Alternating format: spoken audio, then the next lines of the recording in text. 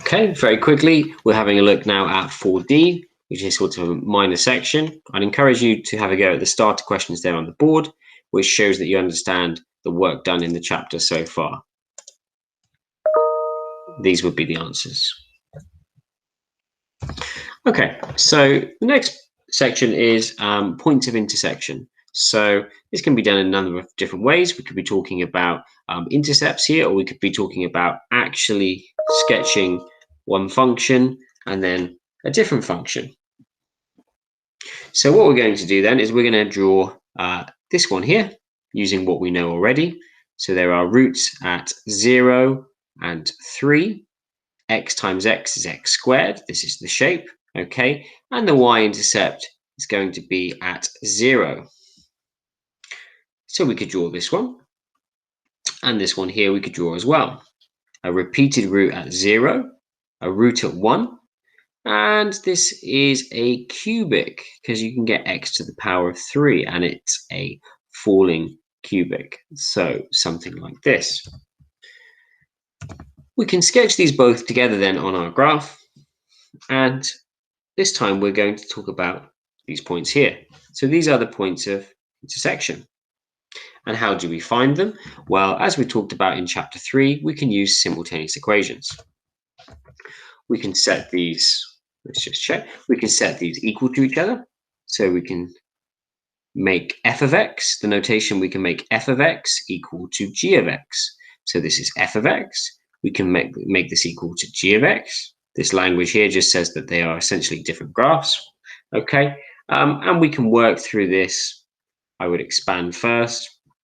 We can work through this and we can solve these problems, moving everything over to one side. So we can get x cubed, the x squareds, we seem to have these on both sides, minus 3x equals 0. Take the x out, leaves us with x squared minus 3. I have a root at 0, which I can see. Then if I solve in the brackets, x squared is equal to 3, or x is plus or minus 3. This must be, plus or minus root 3. So this must be when x is plus root 3. And actually now I have the algebra, I can see there's minus root 3 as well. So I can find out the 3 points of intersection.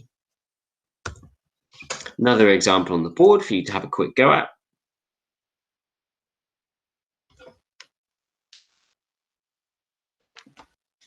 And assuming you've had a think of this, you've had a go. If not, pause the video. Let's have a look at the answer. So we're sketching them again using the skills we had before. The sketch implies quite clearly that this here is one of our points. Let's have a look at the algebra result though. We set them equal to each other here. We are expanding and sort of cleaning up, simplifying algebra and so on. Moving all the terms to one side equal to 0. Factorizing where possible. We can see x is equal to 0 is one of the answers. But if we investigate this x squared minus 5x plus 8, if we do the discriminant on this quadratic sort of component, this expression, if we do this one here, we'll get a negative answer, which means that there are no solutions to this. There are no solutions to this. In other words, these graphs do not intersect again. So there is only one real solution to this, which is at x equals 0. Something to be aware of, just because there's a quadratic part here doesn't mean that it necessarily has to give you a valid answer. One other variation as well is we can sort of add in some numbers that are not known. So we could talk about a's and b's, and this may not be known numbers. Sketch them, sketch a reciprocal, and sketch this sort of cubic here. And then we can answer this one here. What is this? Well, this is made up of x squared times 3x minus a equal to b of x. In this version over here, b of x has just sort of been subtracted or moved over to the left-hand side, if you like. So by solving where these are equal to each other, we are actually solving this. If we take a look, the reciprocal graph in orange, we roughly know what that looks like. The graph in blue here, we have a repeated root at 0. We know it's 3x cubed, so we know the general shape of this. And we know the root by solving this bracket. So if we do 3x minus a equal to 0, 3x equals a, x equals a over 3. Just because we don't know the value of a doesn't mean we can't express it algebraically. So state giving a reason the number of solutions. Well, in this case, we don't actually have to say what they are. We can just say the number of them.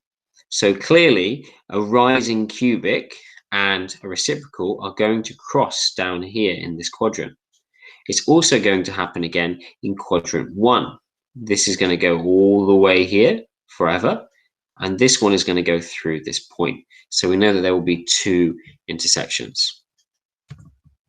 And you should now be ready to have a go at exercise 4D.